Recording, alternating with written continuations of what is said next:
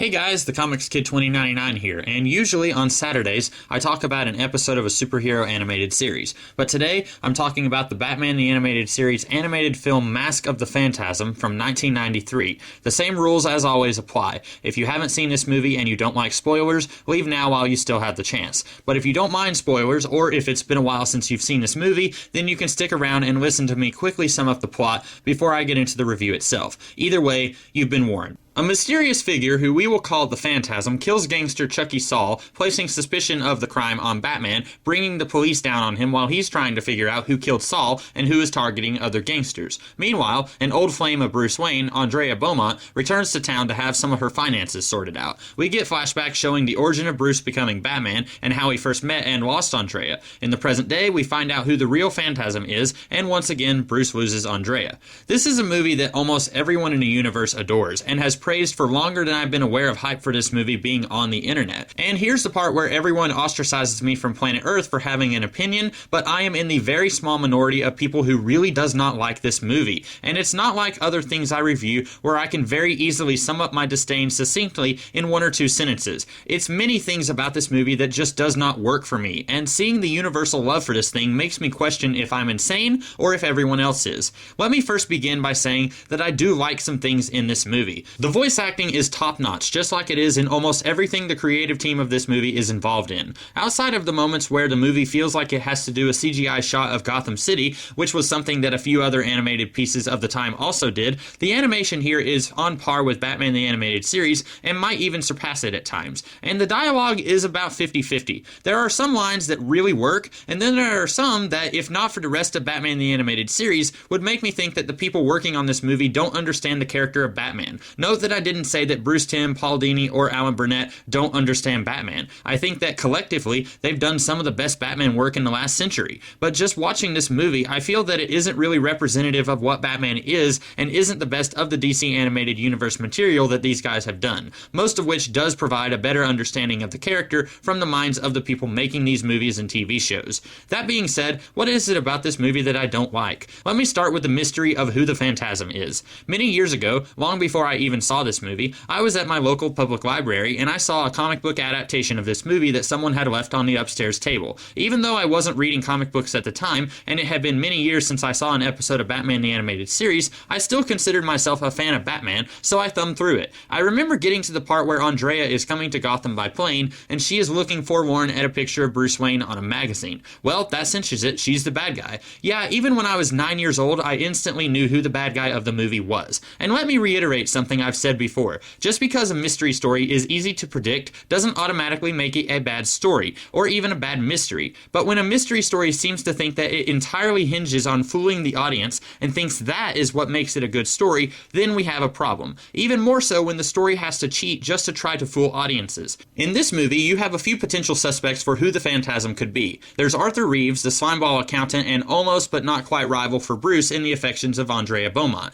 And then there's Carl Beaumont, Andrea's father, who is conspicuously absent throughout all of the narrative in the present day. Like I said, I never for one instant fell for these red herrings, mostly because with Arthur Reeves, he's too slimy. The movie wants you to think that he's a criminal, so I instinctively think, no, it's probably not him, that would be too easy. And as for Carl Beaumont, the movie even goes so far as to use his voice for the Phantasm at one point after Andrea tells Batman that her father is the Phantasm. Now, I know that Stacy Keach was the voice actor for both Carl Beaumont and the Phantasm, but for most of the movie, his Beaumont voice is different from his Phantasm voice. But then at 43 minutes and 37 seconds into the movie, Batman and the Phantasm are fighting. And like I said, at this point, Andrea has already told Batman that her father is the Phantasm. And so we get Carl Beaumont's voice instead of the more digitally enhanced Phantasm voice. Stay away! This is not your fight! This, to me, screams that this movie was more concerned with fooling audiences into thinking that the Phantasm wasn't Andrea, and was less concerned with telling a good story. And I should mention that other animated films from this crew, like Return of the Joker or Mystery of the Batwoman, also try really hard to fool the audience into thinking the villain is someone other than who it really is. But at least with both of those films, they play fair with the audiences. They don't throw something into the movie as a cheat just to avert suspicion from the real culprit, which is what this movie does. And if you're one of the people who does like this movie, you might be screaming at me right now. Just because the movie cheats a little bit with the villain reveal doesn't mean that the story is bad. I would strongly disagree. When you take away the mystery of who is the Phantasm that is present for 4/5 of the movie, there's not a whole lot else going on here, especially especially in the present day. The present day stuff consists of the Phantasm knocking off gangsters, Batman trying to stop the Phantasm, Batman trying to figure out who the Phantasm is, and Batman getting chased by the police. Most of the plot we do get is in the flashback segments. In fact, I think even the defenders of this movie would argue that this would have been a much stronger story if it had just been set in the past. I know I would have enjoyed it a lot more. Even though I don't really like this movie, I do like the stuff set in the past much more than the stuff set in the future. I really do wish this movie would have just been a prequel about Bruce slowly becoming Batman. Not an origin story per se, but a story set in Batman's first year. And not even an adaptation of Year One by Miller and Mazzucchelli, but rather a Year One type story set in the DC animated universe. And instead of the plot being, this is how he becomes Batman, the plot would be more about his choice of whether he should become Batman or pursue a relationship with Andrea.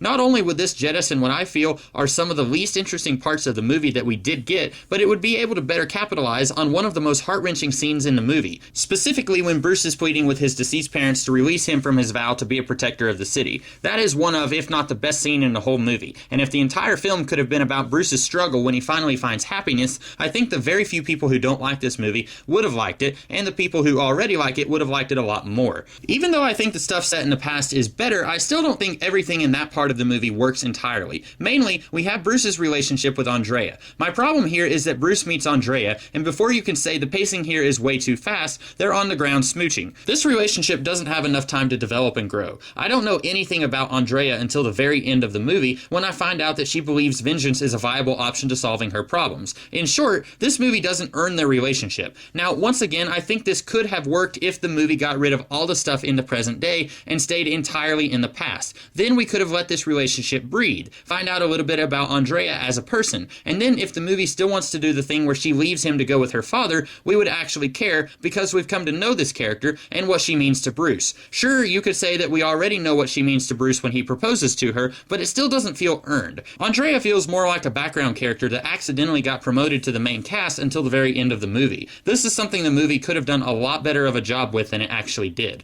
Remember when I said there were points in this movie where it almost seemed like the people making this film didn't understand the character of Batman, even though I know full well that most of them do? The big place where I got that feeling is where Batman is telling Andrea that killing the Joker won't solve her problems. He asks her, "What will vengeance solve?" To which she says, "If anyone knows the answer to that, Bruce, it's you." I've said this before and I'll say it again.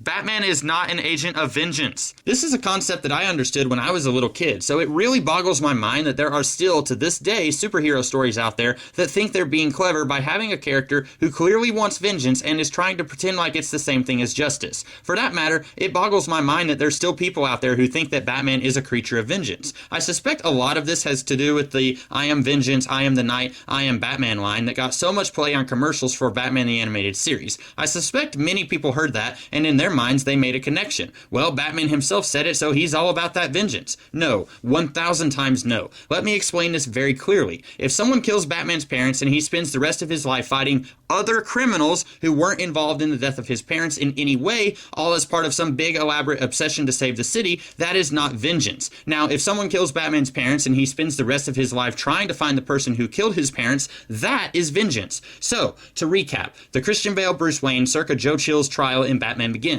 He is after revenge. Andrea Beaumont in this movie, she is after revenge. Batman in the DC animated universe, he is not after revenge. Now, you might say, well, the people making this movie understand that, but Andrea, the character, does not. And I would be inclined to agree with you, except that this isn't how the movie plays the situation at all. When Andrea says that Bruce knows all about vengeance, there's a pause, and all Bruce can say is for her to leave. This, to me, indicates that the people making this movie, as good as most of their collective body of work is, there is a part of them, or at least one among them, who does not understand Batman. Because, and I should not have to reiterate this, but Batman is not an agent of vengeance. And if you punctuate an exchange with Batman speechless because you think Andrea has made some really good zinger against him, then you need to take the whole movie back to the drawing board, because there is a fundamental misunderstanding of the character at the core of this film. Another misfire with this movie is the inclusion of the Joker in the story. Now, this isn't as big of an issue as some of the other things that I've mentioned already, but it almost feels like the people making this film didn't have enough faith in the concept of the movie as it was, and they added the Joker because he's a character they know people like. I feel like they could almost remove the Joker and the story would be mostly the same. Yes, Batman is defending the Joker, saying that even a psychotic madman like him doesn't need to be killed, and this is the big thematic staple of several Batman stories, like The Killing Joke, or the story that came many years later after after this film, Cacophony. But just because he fits in the story thematically doesn't mean that he needs to be in the story. For one, this is a movie that offers an origin for the Joker, or at least fills in some of the gaps of his pre-Joker life, saying that he was a gangster who killed Karl Beaumont.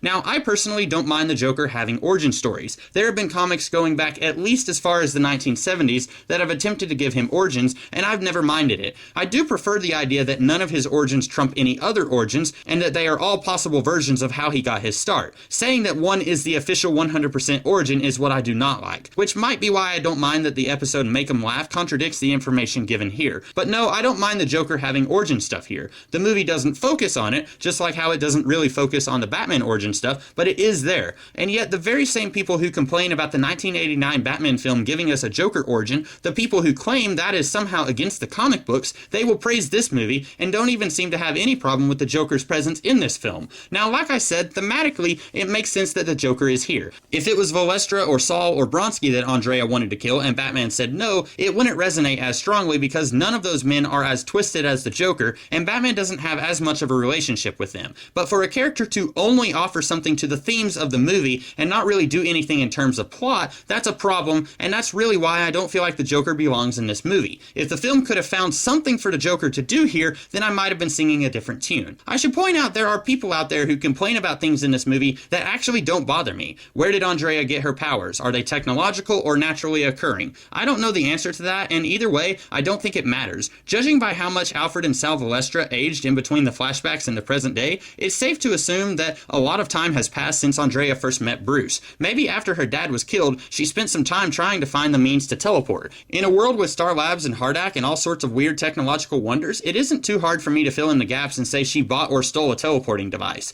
And you've got people who complain about the Joker's possible death here. I've heard more than a few people complain about this in regards to this movie, yet they never seem to complain when it happens a few different times in the animated series, or in the comics for that matter. If there's not a body, just assume that character is not dead. Heck, with the way things are in superhero stories, even if there is a body, they may not be dead. The Joker has spent so many times cheating death both in and out of this universe, it doesn't bother me that he did so off-screen at the end of this movie. Would someone as determined and obsessed as Andrea give up so easily if the Joker got away from her? Probably not, but again, that's hardly the biggest plot problem in this movie. People complain about these things that don't bother me, and yet you've got Batman being enough of an idiot to visit the grave of his parents while in full Batman mode, also that Andrea can know he's Bruce Wayne so the plot can happen, and nobody ever complains about stuff like that. I want to say that while I really don't like this movie at all, it's not the worst Batman movie I've ever seen. Several of the live-action movies are worse than this, which might actually be why people like this film so much. It came out just a year after Batman Returns, which is an astoundingly awful film. I would bet the Wayne inheritance that many of the defenders of this film defend it because it's not as awful as Returns or the '89 film. And while that's true that it's not as bad as those films, that doesn't excuse all of the atrocities that this movie commits and seemingly gets away with.